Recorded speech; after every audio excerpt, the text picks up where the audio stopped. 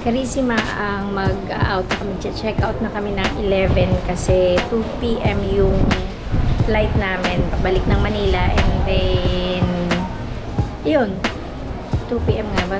2:05. Buti may araw ngayon, kaya lang mahangin. Yun nga, 2 PM ang flight namin, so 11 daw mag check out na kami kasi hahatid pa kami sa ano ba yun, yung saan kumukuha ng boat, punta naman sa hindi ko alam ano bang tawag doon, basta yung kung saan, di ba transfer siya, 3 transfer. So ihahatid kami ng service ng Astoria papunta dun sa para pupunan ng speedboat nila, and then yung speedboat nila ihahatid nila kami dun sa kabilang island, and then susundin ulit kami ng shuttle ng Astoria papunta naman sa airport. Since masama yung panahon, mas mabuti na rin na maaga kaming aalis kasi baka ma-traffic or maalon, so hindi naman pwede siguro na bilisan kasi siguradong tatalon-talon yung speedboat, maliit pa naman. Kaya ayan, naka-ready na kami. Ayan o.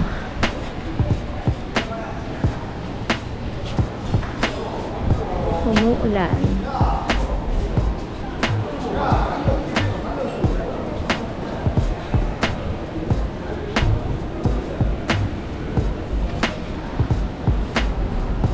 Morning.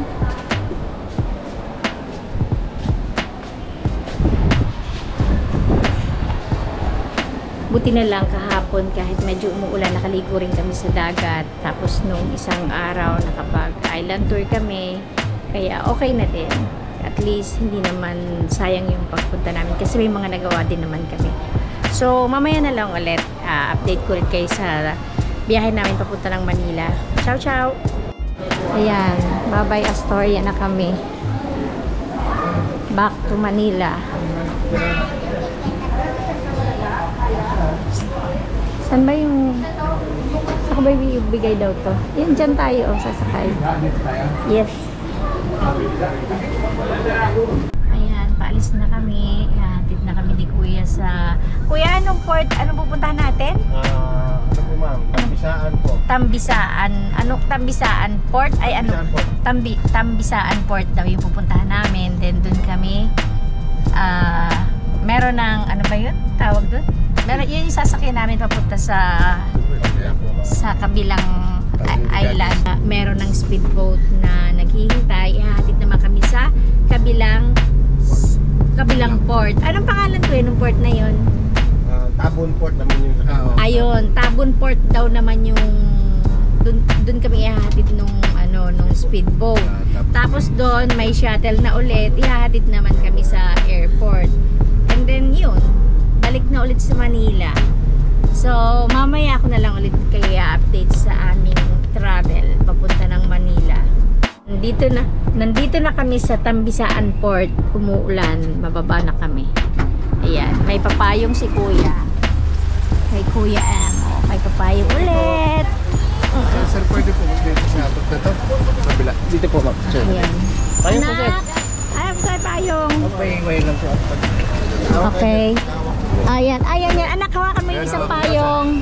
Oo. May wire ang dalhin. May wire daw, anak ha? Blair, guarda po eh. Oo. Okay. Jo. Hawakan mo ang anak mo, doon ako kay Blair. Yan. Saan daw tayo? Dito daw. Sunod daw tayo dito. Ito. Sakay na kami ng speedboat. Laban.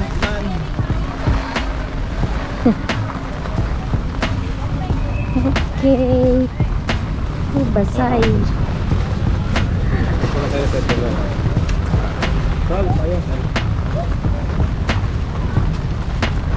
Dali lang anak ha. Si ay sandali. Tawid ka pa doon? Lag? Ha? Hintayin mo natin. Okay. Thank you Kuya. Hupla. Hupla. So ayan, good morning po. Para sa kanila rin ito. Okay. Share nyo na. Ano na? Okay.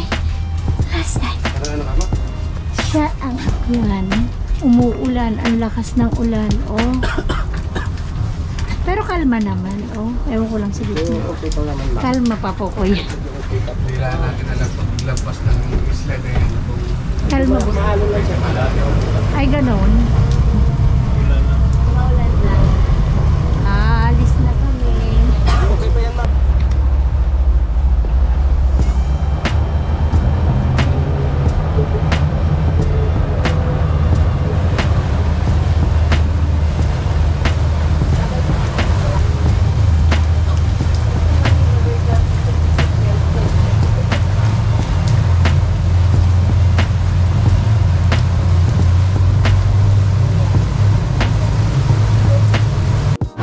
Diyos ko, ang lakas ng alon.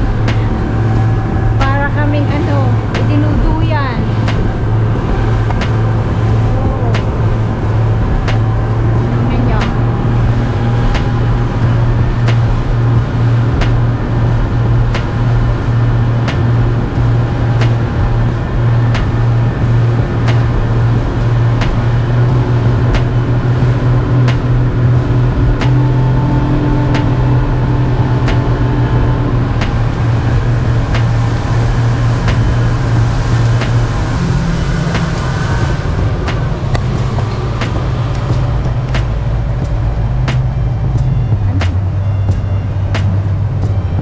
Ayan, nandito na kami. Ang bilis.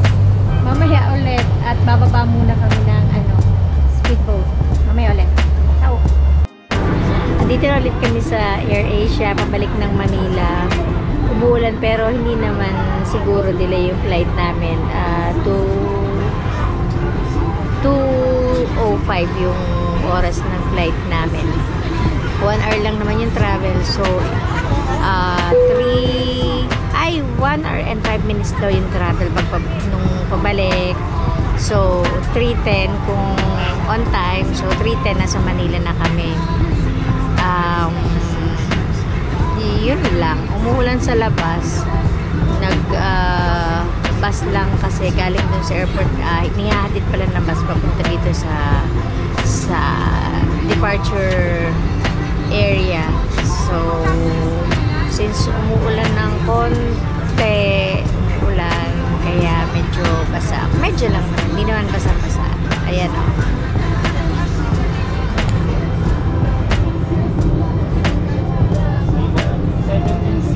Pagdating namin ng Manila, susunduin kami ng mga pamangkin ko. Diretsong kala na naman ulit. Hindi ko alam kung saan nila ako dadalhin. Saan nila kami dadalhin. Basta susunduin nila kami ngayong hapon sa airport. Yung mga pamangkin ko na susundo sa amin. Tapos diretsyo na kung saan man kami dalhin. And then siguro mamayang gabi na ulit ang dating sa bahay. Sasamantalahin na habang nandito kami sa Manila. Kasi uuwi na rin kaagad kami pagkatapos ng dapat na sikasuhin dito. After naman rin yun ni Kuya Ami yung license niya, going to province na kami. Kaya habang nandito, banding muna kami ng mga pamangkin ko. Tsaka tomorrow meron din akong lakad nga pala. Doon naman sa birthday ng ninong namin sa kasal. So talagang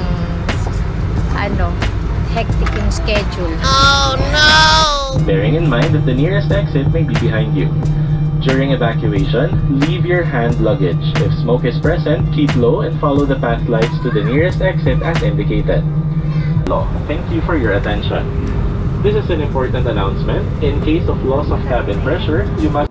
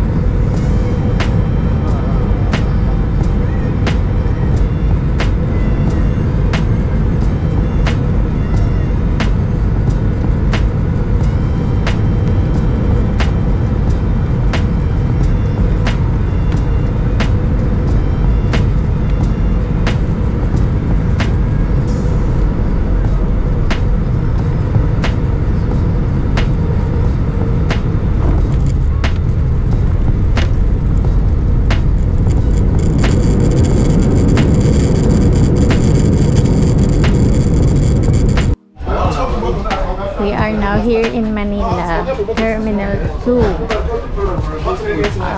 Mukhang mas mauna kami sa mga pamangkin ko kasi advance dumating yung plane. 18 minutes advance kami.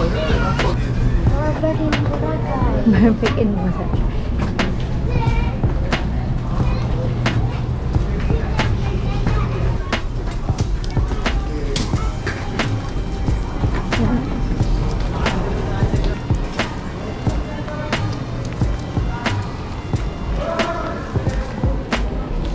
Baka dito. Dito sila naghihintay eh. Taray, may mata sa likod ha. Madali.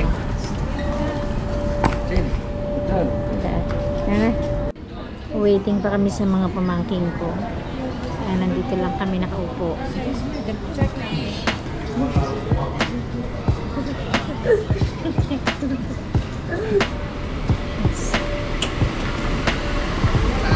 Basics tayo pumunta doon ko sinabi.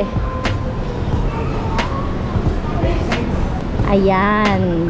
Papasok na sila. Saglit. Tumatawag pa ulit. Baka traffic. Nalasa. Ayun pala. Yun, lakad na. Nandyan na sila. Halika na, halika na, halika na, halika na, halika na.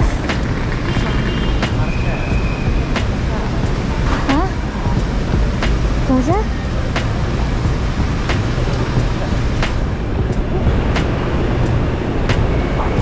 Oh, kami pa. Wala kayong choice. Dasalan niyo itlog ni CK. Wala kayong choice pagka may bagyo. Pagka yung regular na ulan lang, hindi naman nag-aulan doon.